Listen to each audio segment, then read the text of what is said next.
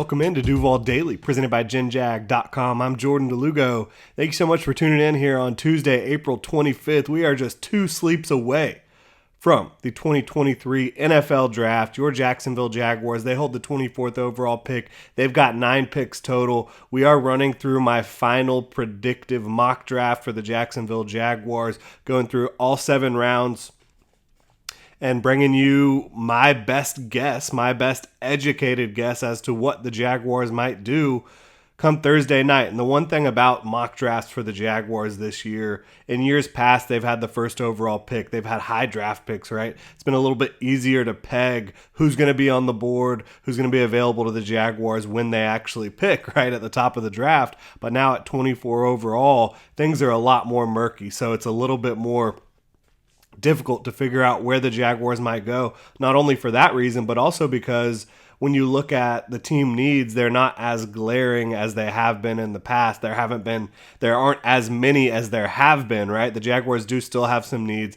They need nickel, they need edge rushers, they need pass rush in general. They need some tight end depth. I think they could use offensive tackle depth for the present and the future. So there's certainly some areas the Jaguars can attack, but you can't really look across this roster and say there's a bunch of glaring holes that if they don't fill those, they're going to have no chance to compete at a high level in 2023. So that changes the equation here a little bit, but let's go ahead and get into it, right? 24 overall, the Jaguars' only first round pick. This one is chalk all day. It's just too easy of a pairing between the Jacksonville Jaguars and safety/nickel Brian Branch out of Alabama. 21-year-old was an absolute menace the last couple years at Alabama, playing that star position in Nick Saban's defense. This is a guy that moves all over the field. His home at the next level, in my opinion, will be in the slot, but he'll be able to play as an overhang defender. He'll be able to blitz for you. He'll be able to play both safety spots as well. I think that Brian Branch, when you look at why he'll potentially be available at 24 overall, why you see him falling down mock drafts, is because of the 4.58 40, because he doesn't have elite size. He doesn't have elite long speed, but what he does have is incredible range as a pursuit player, perhaps the best tackling ability in this entire class, regardless of position. This kid does not miss tackles, and when he does arrive at the ball carrier, they're usually stopping dead in their tracks or going backwards. Does not give up yards after contact.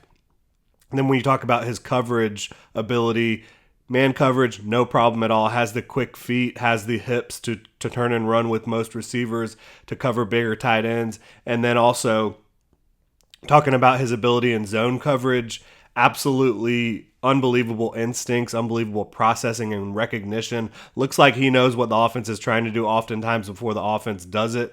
Just really mentally prepared for the game, unbelievable instincts, and just a great feel for being a physical downhill pursuit player, but also having some of that fluidity, some of that finesse to be able to play at a high level in coverage as well. I think Brian Branch would come in and immediately upgrade the Jaguars secondary, be their starting nickel corner. He would give them a chess piece on the back end, but someone who can lock down that nickel spot, who can make it difficult for offenses to pick up chunk yardage over the middle of the field, which is where the Jaguars were at their weakest at the end of the season, chunk yardage over the middle of the field.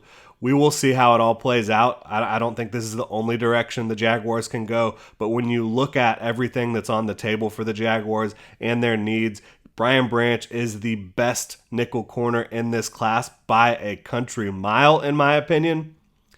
And the Jaguars' greatest need is nickel corner by a country mile, in my opinion. I think you would have seen the Jaguars' edge rush, which created a lot of pressure last year, get home a little bit more, had quarterbacks had to think a little bit more about throwing the ball over the middle of the field. That's just my opinion. But for me, Brian Branch, not the only fit for the Jaguars at 24, but certainly, for me, the best fit for the Jaguars at 24. Getting into the second round, the Jaguars hold the 56th overall pick. And there's a lot of different ways this one could go too, right? You've addressed nickel, but you still need edge. You still need offensive tackle or interior offensive line help. You could still use a lot, right? But for me, the way the board fell here, I look at what Doug Peterson has enjoyed as a play caller throughout his career. and I look at the Evan Ingram situation, which the Jaguars have said they want to bring back Evan Ingram. Their plan is to get him signed to an extension prior to training camp. But right now, he has not signed his franchise tag. You do not have an extension in place. You don't know exactly what's going to happen in the future with Evan Ingram. And Tucker Kraft is sitting here on the board out of South Dakota State, a school that we know how they've produced tight ends in the past, right? Doug Peterson knows about their past tight ends when you talk about Dallas Goedert.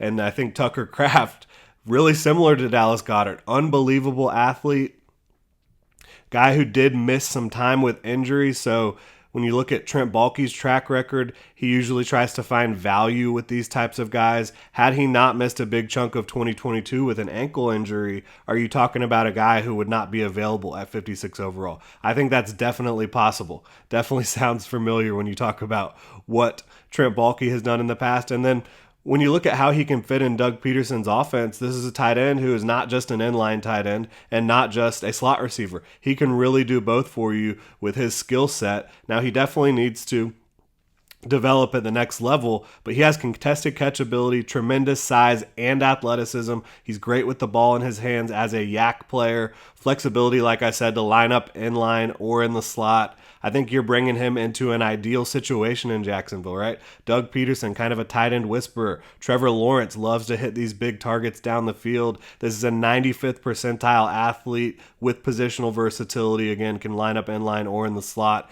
And this would actually give the Jaguars leverage and flexibility regarding Evan Ingram. Like, if you just can't get something done with Evan Ingram long term, you don't have to worry about it if you bring Tucker Kraft in, because he can become your starting tight end, I would say, within a year or two of joining your squad. He has that type of ability.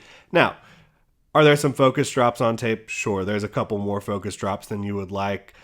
Does he need to improve as a route runner? Yes. Do you need to get a little bit more consistent in the blocking department? Yes. But there's many, many more high-level reps in those areas than there are low-level reps. And I think Tucker Kraft, with Doug Peterson, with Trevor Lawrence throwing him the football in this offense, would have a chance to really flourish. So bringing him in at 56 overall was just a little bit too enticing with his skill set, with the way he could work in Doug Peterson's offense, with a little bit of uncertainty regarding Evan Ingram's future. That's the direction I went. I think the Jaguars at some point will draft a tight end, even with Evan Ingram in the fold. Beyond him, you've only got Luke Farrell and Garrett Prince on this roster at the position. So you have a little bit of a depth issue, in my opinion. Although the Jaguars, they do like Luke Farrell. 5th round pick back in 2021. Getting into the third round, 88 overall, I've got the Jaguars sticking and picking at 88. And they're going to go edge rush. I just can't imagine the Jaguars leaving the first 2 days of the 2023 NFL draft without having an edge rusher. And so they go ahead and get that job done here. At 88, bringing in Zach Harrison out of Ohio State. This is a 21-year-old senior, so while he played a long time at Ohio State, still just 21 years old, former 5-star recruit, one of the top recruits in the nation coming out of high school. Harrison has a ton of bulky traits. He has length, he has strength, he has positional versatility to align at multiple different spots across the defensive front. He's been voted a team captain, so you like the character there. Not the bendiest edge, but he makes an impact every time he's out there. Like, you just see the length, the athleticism, the want to showing up a ton. Whether he's getting pressure, batting passes, forcing fumbles, setting the edge, which he does at a high level in my opinion. He's just a really steady player out there. And again, a 21-year-old senior, so I think you do still have plenty of upward mobility at just 21 years old, both in his frame and in his game. He got better every year at Ohio State. I expect him to continue that upward trajectory into the NFL. I think he's a high character prospect with impressive traits, length, and athleticism. I think he's ready to play early on as a rotational player behind Josh Allen and Trayvon Walker. Definitely has starter potential down the road, but you're bringing him to be a rotational rusher from the jump, and I think that's a great fit for Zach Harrison in Jacksonville. Next up, you're getting into the third day of the draft, the final day of the draft. The Jaguars have 2 picks in the 4th round. We've got them taking offensive tackle Carter Warren here out of Pittsburgh. Another prospect who probably could have been drafted earlier, but he had a knee injury in 2022 that kept him out for a long time, was not able to work out during the pre-draft lead up, and he's a little older, already 24 years old. So you look at some of the negatives why he could be knocked down the board a little bit, the injury, the age, but great overall length with 35 and 3/8 inch arms, really knows how to use that length. I think he has excellent pass sets overall. Team captain, longtime starter, not an elite athlete at the offensive tackle position, and certainly room to improve his overall consistency. But again, the length shows up in a big way in pass protection. I think the quick sets, the vertical sets, it all looks very coordinated between his hands and his feet. I think he has really good grip strength in the run game. To me, before his injury in 2022, he looked like an improved player from what you saw in 2021. I think he could definitely get on the field early if you're in a pinch as a rookie at tackle, at left tackle or right tackle. And I think down the road there is starting potential within Carter Warren. So improving your overall offensive tackle depth, I think, is a big win for the Jaguars. You just want to make sure that if there's injuries, you have Cam Robinson coming back from the knee injury. If there's injuries, you want to make sure that you're in a good position to keep Trevor Lawrence adequately protected on the edges. And I think Carter Warren will help you do that, not only in year one, but also beyond. You do have Josh Wells as your backup tackle behind Walker Little and Cam Robinson right now, but I think bringing in more reinforcements, because Josh Wells is another player who does have an injury history. So you look at Cam Robinson, missed time over the last 2 years, missed the end of the season. Josh Wells, who's your swing tackle, he's also missed a lot of time. So I think bringing in another tackle at some point who you think can come in and potentially be a swing tackle in a pinch in year one would really be wise for the Jaguars. And next up at 127 overall, the Jaguars' second, fourth round pick, we've got defensive lineman Byron Young out of Alabama, not the Tennessee edge rusher Byron Young, the Alabama interior pass rusher Byron Young. He's got the goods, long 34-plus inch arms. Trent Baalke loves that. Really big 11-inch hands. He's able to hold the point. He can get into the backfield in a hurry at 6'3" and 295 pounds. He can stack and shed in the run game. He uses his length so well. He uses his leverage advantage against a lot of guards really well. As a pass rusher, you've got a swipe, a swim, finishes very well in the backfield for a defensive tackle. I think you could see him play up and down the line and potentially be a good starter in this league with the floor of a quality rotational player. You look at the Jaguars defensive tackle spot right now, they do have plenty up front with Roy Robertson Harris, with Foley Fatukasi, Devon Hamilton, but Foley is going into the second year of his deal. The Jaguars have an out after 2023. You look at Devon Hamilton, he's going into the final year of his rookie deal. So there is some potential flux at the position moving forward, and I think bringing in Byron Young to be a rotational player in year one to compete for reps and then be a guy who can definitely either be a quality rotational player or starter down the road makes a ton of sense. I think he's going to be able to impact the passing game and the running game at the next level for you. And then finally, I've talked about it quite a bit. I think the Jaguars are going to get aggressive in this 2023 draft at some point. They have 9 draft picks. I don't think they need to bring in 9 rookies on this roster. I think they've said they only have 127 draftable grades in this class, so I think there's going to be some aggressiveness at some point. Where will it come? I'm not exactly sure, but for me, looking at what the Jaguars have, they have 3 6th-round picks, 185, 202, and 208. I think that makes a lot of sense when you're looking at this draft as to where the Jaguars might go ahead and get aggressive in this one. So I have them trading the 185th pick, 202 overall as well, to get up to 184 to take a versatile offensive lineman out of Utah in Braden Daniels. He started a ton of games for Utah at left tackle, at right tackle, at guard. He's played all over that line, and he has the length and athleticism to continue to find meaningful reps at the next level, in my opinion. I think he's a developmental starter or swing player across the line, both of which are very valuable. I think Looking at the guard spot for the Jaguars, Ben Barch is coming back from an injury, ligament damage in his knee last year, early on in the season, but he's not expected to be ready at the very beginning of training camp. So I think you do want to bring in someone who you think can maybe push Tyler Shatley at left guard, maybe compete to start at left guard in 2023, at least give you some insurance for if Ben Barch isn't ready to go or isn't at the same level that he was entering the 2022 season. You know, Tyler Shatley, can you get by with him in your lineup? Absolutely. But I think you could potentially upgrade that spot. Would Braden Daniels do that? I'm not positive he would be better than Tyler Shatley in year one, but he is a really enticing athlete at the offensive line spot. You know, again, can play left tackle, right tackle, guard, can do a lot of different things for you. I think he needs to develop his strength at the next level, but the athleticism is there to do a lot of fun things with him within the Doug Peterson offense, the Phil Rauscher blocking scheme up front. And then 208 overall, the Jaguars, they finally land a receiver. This is a deep receiving class. Doesn't have the same talent at the top that you're normally looking for. But at 208, Grant DuBose is still available out of Charlotte. He's 6'2", 201 pounds, 4.57 40. So you see good size there. You do not have elite athleticism when you talk about the long speed. But this is a receiver with some impressive ball skills, fluid route running, really good size, as I mentioned. You don't see the elite long speed, but you do see a really, really good overall athlete, 87th percentile athlete according to RAS.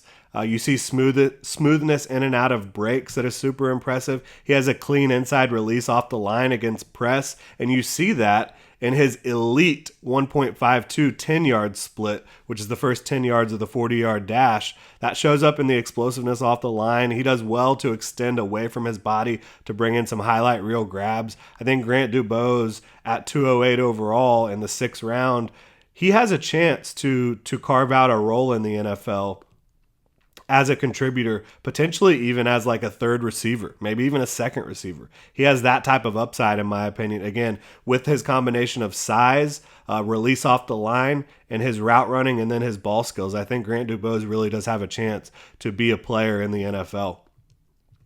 And the final pick we have here is another edge rusher. I think getting edge rush in waves is going to be critical for the Jaguars. They lost Arden Key. Dewan Smoot, not sure what his status is right now. The Jaguars have not re-signed him. He's still dealing with an Achilles that he suffered in December, so not sure when Dewan Smoot would be back for the Jaguars, if at all. So we're bringing in another edge player, Robert Beal out of Georgia, a guy who kind of just got buried on the depth chart at Georgia. Familiar story there. He did enter the transfer portal at one point, but decided to come back to Georgia. He's a Georgia kid, raised in Georgia, but a guy who, when he did get on the field, you see the length, you see the athleticism in spurts. You just need to develop this talent, get him more reps, and see where you can go from there. But from a pure talent and physical talent perspective, Robert Beal is much more talented than a 7th round pick.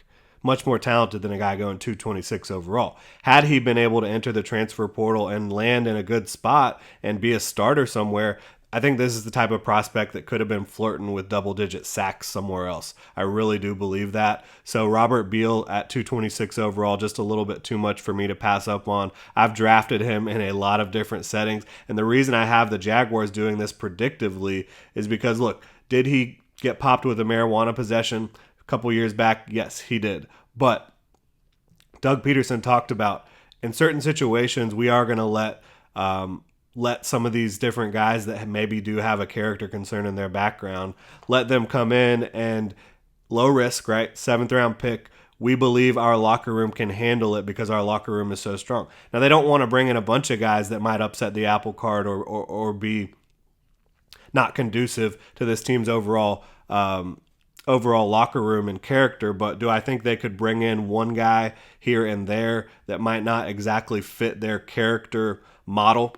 Yeah, I do. And I'm not sure Robert Beal has any character issues. I don't know the guy personally, but you do see the marijuana charge on his on his record. So something that the Jaguars will certainly have to consider. I think they value character at a premium. They value traits at a premium as well. He certainly has the traits. Does he have the character? I'm not sure. But I do think, based on what Doug Peterson said last week, at times they will be willing to overlook the character concerns when it's a super talented prospect. And I think Robert Beal is that in the 7th round. That'll do it, though, for this 2023 Jacksonville Jaguars predictive mock draft. Really hope y'all enjoyed it. I tried to get inside the mind of Trent Baalke and Doug Peterson the best I could. I think while I have this as my predictive mock draft, I think the Jaguars could be very unpredictable in 2023, in this 2023 NFL draft. I would not be shocked if they trade up at any point, like even if they trade up from 24 or trade up in the 2nd round, 3rd round. Wouldn't surprise me at all. They could definitely get aggressive. I wouldn't be shocked if they trade down to try to acquire more picks within the top 100 and just get as many guys in the top 100 as they can. I also wouldn't be shocked if they go ahead and pull off a trade for a veteran, use some of the draft capital and salary cap space that they have right now and go pursue a veteran that they think might help put them over the top on the defensive side of the ball. That would not surprise me at all. So I think there's a lot of different directions the Jaguars can go. This is the most unpredictable draft we've had for the Jaguars in quite some time, and I think that's exciting. Jags fans should be fired up about the potential of landing some players that can come in and help the Jaguars get over the top, defend the AFC South crown, maybe wrap up the AFC South a little bit earlier this season, not wait till Week 18 and prime time to wrap up the division, maybe be competing for home field advantage, competing for some, maybe the top seed, 2nd overall seed, 3rd seed, be able to host some playoff games, right? Be able to, potentially push the Chiefs even farther, maybe beat a team like the Chiefs or the Bengals or the Bills in the playoffs. I think that should be the goal. The goal should now be not just to get to the playoffs, but to be playing in February, to be competing for the Super Bowl year in and year out. I think if the Jaguars can land 2, 3, 4 impact players between now and the start of the 2023 NFL season, they'll have a shot to do that. And you'll see development throughout the rest of the roster. So many young players, so many guys going into the 2nd year of this system. I think it's going to be a really fun year for the Jacksonville Jaguars.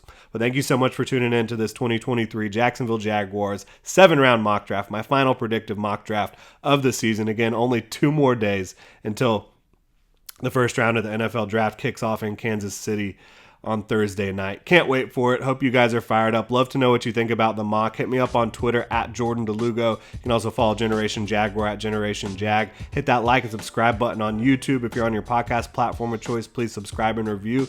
Thank you so much, Duval. Have a good one.